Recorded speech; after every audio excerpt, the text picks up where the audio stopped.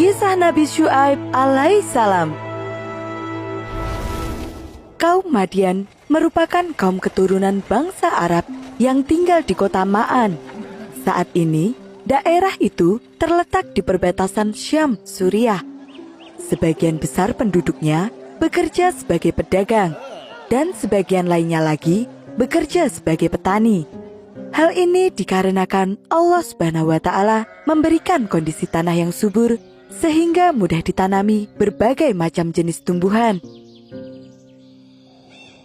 Sebagian besar kaum Madian menyembah pada pohon Aikah, sebuah pohon yang sangat besar dan berdaun lebat. Kepercayaan ini telah ada sejak zaman dulu. Ya Aikah yang Maha Agung, lindungilah kami semua. Limpahkanlah rahmat-Mu.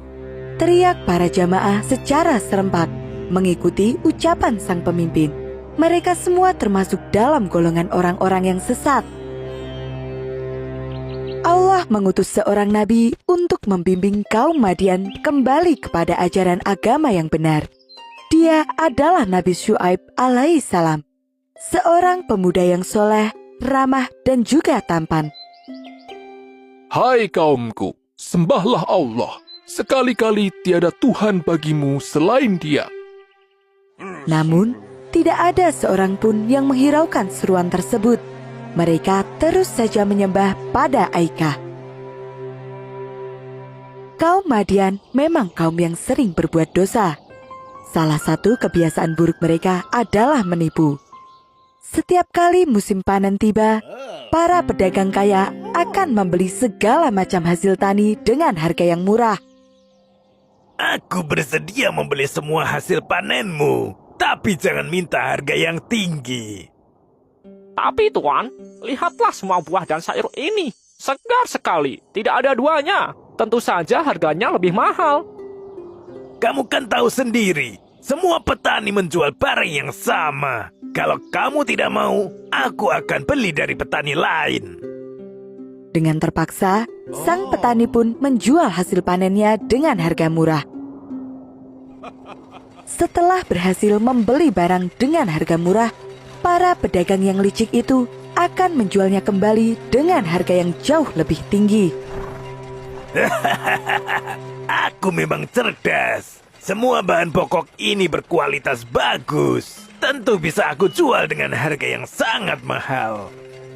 Anda memang hebat, Tuan. Perbuatan buruk kaum Madian tidak hanya berhenti sampai di situ. Dalam menjual barang-barang pun, mereka selalu melakukan kecurangan. Ayah, ibu itu membeli 2 kilo daging.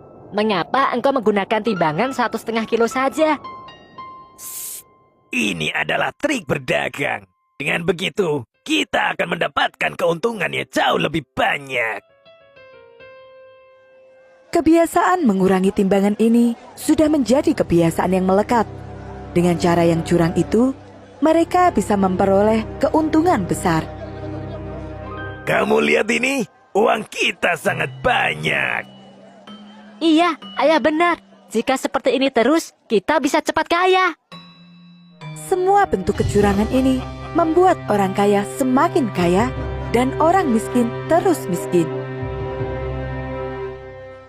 Nabi Syuaib menentang dengan keras segala bentuk kecurangan tersebut.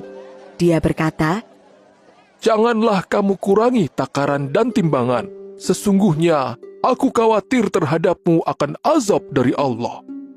kaum Madian merasa tersinggung dan marah dengan teguran itu.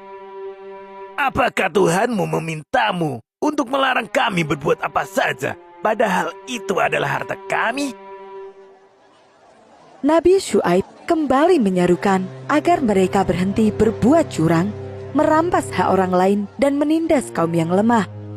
Dia menceritakan kisah tentang kaum Nabi Nuh yang tenggelam dalam banjir bandang karena menyembah selain Allah. Tentang kaum Nabi Lut yang ditelan bumi karena berbuat dosa besar. Juga tentang kaum-kaum lainnya yang terkena azab karena tidak mau beriman kepada Allah Subhanahu wa Ta'ala.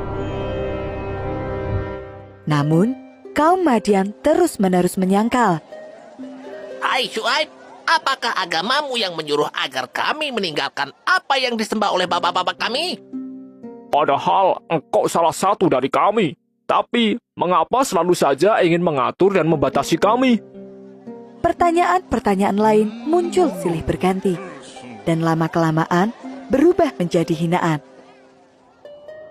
Sesungguhnya, engkau adalah orang yang lemah dan tidak berkuasa. Jika bukan karena keluargamu, kami pasti akan mengusirmu. Bukan hanya mengancam, mereka juga menentang Nabi Syuaib untuk menunjukkan bukti bahwa dia adalah utusan Allah. Di mana azab itu? Di mana siksaan yang dijanjikan itu? Mengapa belum datang juga? Nabi Syuaib pun berdoa kepada Allah Subhanahu wa Ta'ala. Ya Tuhan kami, berilah keputusan kepada kami dan kaum kami dengan adil. Engkaulah pemberi keputusan yang sebaik-baiknya. Allah Subhanahu wa Ta'ala menjawab doa Nabi Syuaib.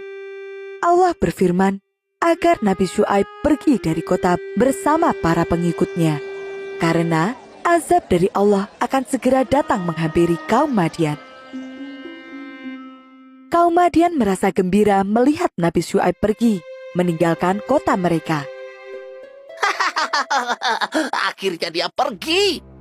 Itu membuktikan bahwa semua yang dikatakannya tidak benar.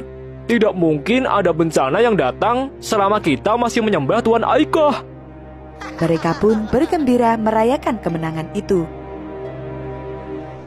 Namun, mereka semua tidak mengetahui bahwa azab yang perih telah menunggu. Allah menurunkan udara yang sangat panas. Danau dan sungai mengering dalam sekejap. Sumur pun sudah tidak berair lagi. Perlahan-lahan, tanah pertanian mengering dan gagal panen terjadi di mana-mana. Ternak-ternak pun mati. Kapan hujan akan turun? Aku sungguh tidak tahan lagi. Panas ini sungguh menyiksa. Tidak lama kemudian, awan hitam menggulung menutupi langit. Orang-orang pun berhamburan menuju keluar rumah. Hore! Akhirnya hujan akan turun. Sejuknya, awan ini akan menyelamatkan kita. Begitulah mereka mengira bahwa awan hitam itu akan menurunkan hujan. Sesaat kemudian, gumpalan-gumpalan api yang sangat panas jatuh dari awan hitam tersebut, mengenai orang-orang yang berkerumun di bawahnya. Gumpalan api itu sangat panas dan membakar apa saja yang disentuhnya. Semua orang berteriak meminta pertolongan. Mereka berlari ke segala arah untuk mencari tempat berlindung. Namun, tidak ada lagi tempat yang aman bagi mereka. Suara gemuruh yang sangat keras terdengar seperti ribuan guntur. Tiba-tiba saja, tanah bergetar dan berguncang dengan dahsyat. Sungguh bencana yang sangat besar. Tidak ada satupun orang yang selamat. Mereka yang selalu berbuat curang, menentang Nabi Allah dan ingkar terhadap Allah, tertimbun untuk selamanya. Itulah hukuman dari Allah untuk kaum Madian.